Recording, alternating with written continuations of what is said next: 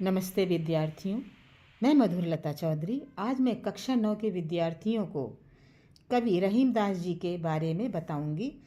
पहले तो मैं उनका जीवन परिचय दूंगी और उन्होंने कौन कौन से पद लिखे हैं इसका मैं संक्षिप्त परिचय दूंगी और उनका अर्थ समझाऊंगी।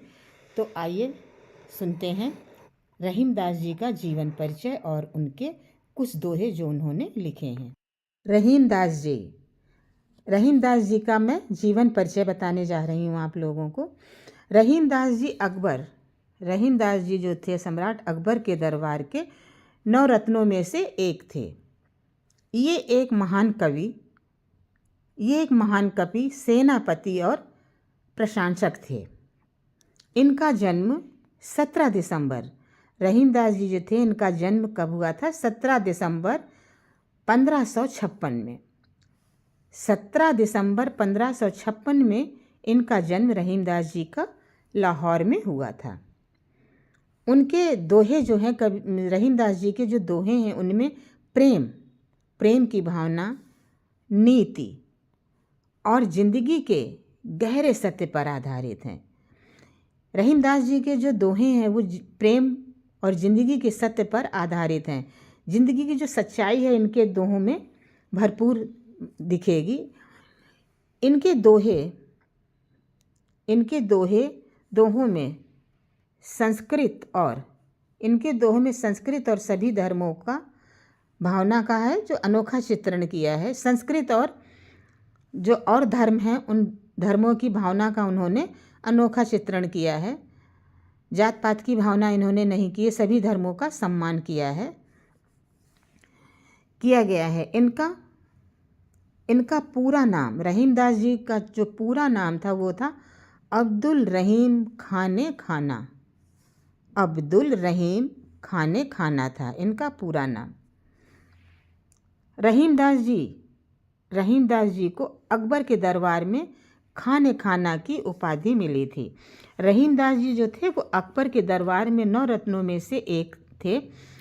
तो रहीमदास जी को अकबर के दरबार में जो था इनको किस चीज़ की उपाधि मिली थी? खाना की उपाधि मिली थी। ये बहुमुखी प्रतिभा के धनी थे। बहुमुखी प्रतिभा के धनी थे, यानी इनके अंदर बहुत सारी प्रतिभाएं थीं। ये कला प्रेमी और विद्वान थे। रहीमदास जी जो थे वो कला प्रेमी और विद्वान थे।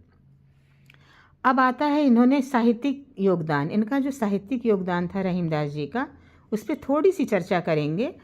नीति भक्ति श्रृंगार इन पर इन्होंने दोहे लिखे। नीति पर, भक्ति पर और श्रृंगार पर रहीमदास जी ने दोहे लिखे। देवी देवताओं का भी बहुत सम्मान किया उन्होंने ब्रज भाषा और अवधी में रचनाएं की। रहीमदास जी के जो दोहे थे उन दोहों में उन्होंने जिस भाषा का प्रयोग किया है वो ब्रज भाषा और अवधी भाषा का इन्होंने अपने दोहे में प्रयोग किया है। अब है रहीमदास जी के प्रसिद्ध दोहे। साहित्यिक योगदान तो मैंने बता दिया है, अब आया है रहीमदास जी के प्रसिद्ध दोहे। रहीमदास जी के जो दोहे थे वो प्रसिद्ध कौन कौन से दोहे थे इनका मैं थोड़ा सा उल्लेख करूंगी। तो इनका जो प्रसिद्ध दोहा है ये, रहीमन धागा प्रेम का मत तोड़ो चटकाए। रहीमन धागा प्रेम का मत तोड़ो चटकाए, टूटे फिर ना जुड़े गांठ पड़ जाए।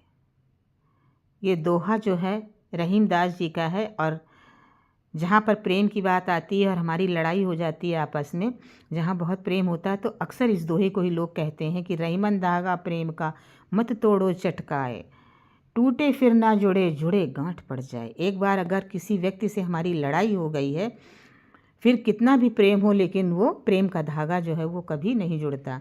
तो मैं इसका अर्थ लिखित भाषा में इस तरीके से बता रहे हैं। इस दोहे में रहीमदास जी कह रहे हैं बहुत ही नाजुक होता है प्रेम रूपी धागा। प्रेम रूपी जो धागा होता है वो बहुत ही नाजुक यानी कमज़ोर होता है। उसे झटके या खींचकर नहीं तोड़ना चाहिए। उसको झटका देकर या खींचकर नहीं तोड़ना चाहिए, यानी उसको तोड़ना ही नहीं चाहिए। एक बार टूटने के बाद, प्रेम रूपी धागा अगर एक बार टूट गया तो उसके बाद इसे दोबारा जोड़ा नहीं जा सकता, या ये धागा दोबारा नहीं जुड़ता। अगर ये जुड़ भी गया तो इसमें, अगर ये किसी तरीके से धागा हमने जोड़ भी दिया तो इसमें क्या होती है, गांठ पड़ जाती है, यानी दरार आ जाती, गांठ पड़ जाती है। हमारे प्रेम के रिश्तों में टूटने की दरार आ जाती है। हमारे जो प्रेम के रिश्ते हैं उनमें टूटने की दरार आ जाती है और दरार पड़ जाती है। जो धागा है वो प्रेम रूपी धागा टूट जाता है और उसमें दरार आ जाती है। फिर वो जो धागा है वो जुड़ता नहीं, अगर जुड़ता भी है तो वो गांठ पड़ जाती है, और वो पड़ी हुई गांठ हमें बार बार याद दिलाती है कि ये धागा जो है वो प्रेम है, वो टूटा हुआ है और फिर से उसे हमने बांधा है। तो विद्यार्थियों, मेरा पढ़ाया हुआ आप लोगों को कैसा लगा?